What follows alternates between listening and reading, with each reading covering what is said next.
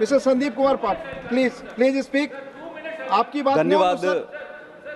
आपकी बात रिकॉर्ड पे जा रही है। Please speak. प्लीज। धन्यवाद चेयर सर। प्लीज। राष्ट्रपति के अभिभाषण में आपने मुझे बोलने का मौका दिया, इसके लिए मैं आपका और इस सभा का stick to your time. We have 46 speakers today. Please. इस सभा का धन्यवाद करता हूं मैं। ऑनरेबल चेयर सर, हमने राष्ट्रपति के इस अभिभाषण का बहिष्कार किया था। आपने मुझे 6 मिनट का समय दिया है। 6 मिनट पे मैं आपको बताऊंगा आपके माध्यम से देश को मैंने नहीं दिया, प्लीज, कि कैसे ये पूरा जो अभिभाषण है उस पे कोई विजन नहीं है, ये पूरी तरीके से खोखला है। आप किसी भी सरकार के कार्यकाल को देखकर अंदाजा लगाते हैं कि उनका विजन क्या है और वो क्या करना चाहते हैं।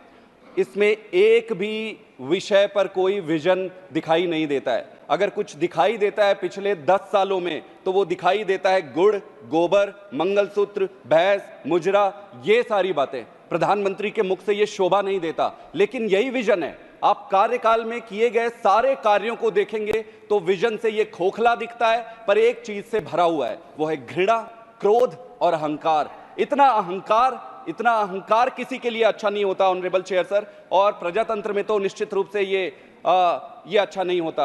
अहंकार के वृक्ष पर सिर्फ विनाश का फल लगता है। 400 से 240 आने में समय नहीं लगा honourable chair sir. Honourable chair sir, कई सारे इश्यूज हैं, लेकिन मैं सिर्फ एक विषय को यहां रखना चाहता हूं, वो है प्रजातंत्र। प्रजातंत्र के कारण ही आज भारत है। ऑनरेबल चेयर सर, प्रजातंत्र का सबसे प्रमुख आधार चुनाव होता है, और किस तरीके से पूरी चुनाव की प्रक्रिया को सबवर्ट करने की कोशिश की जा रही है वो हमें समझना पड़ेगा। सबसे इंपॉर्टेंट चीज होता है कि चुनाव कराने वाली संस्था, चीफ इलेक्शन कमीशन के चुनाव में अगर आप निष्पक्षता नहीं रखेंगे, अगर आप न्यूट्रलिटी नहीं रखेंगे, तो आप चुनाव निष्पक्ष कैसे कराएंगे? अगर चुनाव में लगने वाले पैसे पर कोई रोक नहीं रहेगा तो एक आम आदमी इस देश का कैसे चुनाव लड़ेगा? एक तरफ अरबपति खरबपति चुनाव लड़ रहे हैं, दूसरे तरफ एक साधारण आदमी इलेक्टोरल बॉन्ड लेकर आया। इलेक्टोरल बॉन्ड में 55% पैसा चंदा भारतीय जनता पार्टी को जाता है। इसके अलावा 33 ऐसे लॉस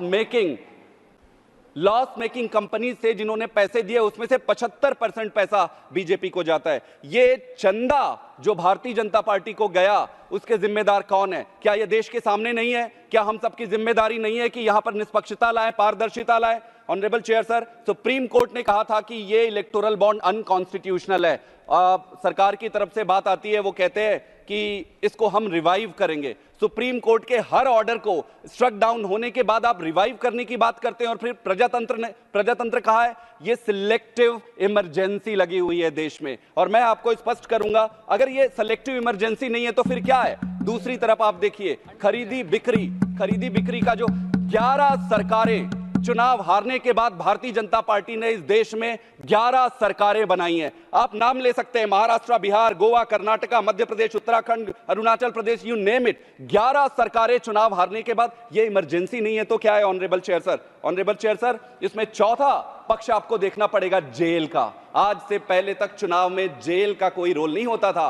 कोड लगने के बाद अरविंद केजरीवाल जी जो मुख्यमंत्री है चुने हुए, उनको जेल भेजा जाता है। कोड लगने के बाद ऑनरेबल चेयर सर, कोड लगने के बाद जेल भेजा जाता है। आप सामने से चुनाव नहीं लड़ सकते, आप में इतनी हिम्मत नहीं है। आप पहले ईडी सीबीआई का दुरुपयोग करते हो, उससे काम नहीं बनता है। सरकार खरीदने की, धमकाने की कोशिश करते हो, काम नहीं बनता है। जब काम नहीं बनता है तो आप जेल में डाल रहे हो। चुनाव की प्रक्रिया में ऑनरेबल चेयर सर, हमारे देश में ये जेल कहां से आ गई?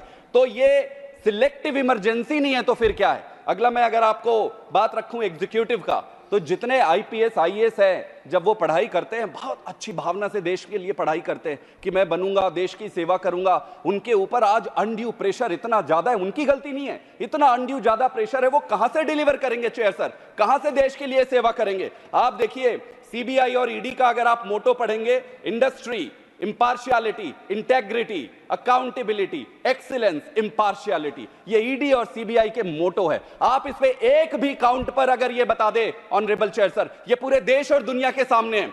आज तक ईडी और सीबीआई ने भारतीय जनता पार्टी सरकार बनने के बाद ऑपोजिशन पार्टीज के लीडर पे जितने भी केसेस हुए, उसमें 95% ऑपोजिशन के थे। 95% ऑपोजिशन लीडर के ऊपर आपने ये केसेस किए। आप इंपार्शियलिटी, अकाउंटेबिलिटी, एक्सीलेंट, ये सारी किताब में रह गई ये सारी बातें।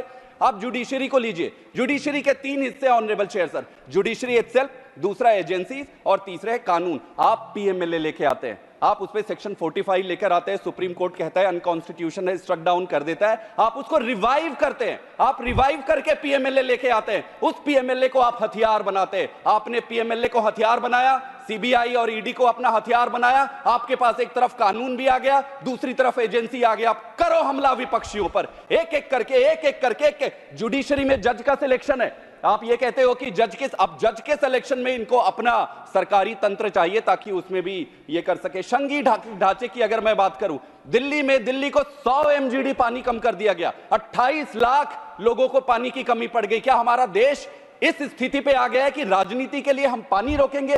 पंजाब के 8000 करोड़ रुपए आप रख लेते हो, 26 जनवरी में झांकी नहीं लगाते हो। पंजाब दिन रात शहीदी दे रहा है ऑनरेबल चेयर सर, दिन रात शहीदी दे रहा है, देश का पेट पोस रहा है। 26 जनवरी में आप उसका झांकी नहीं लगा सकते, धिक्कार है ऐसी परिस्थिति को। ऑनरेबल चेयर सर, मैं आपके माध्यम से यह कहना चाहता हूं कि क्रोध, अहंकार, इसका परित्याग करो। भगवान राम और रावण में एक ही अंतर था।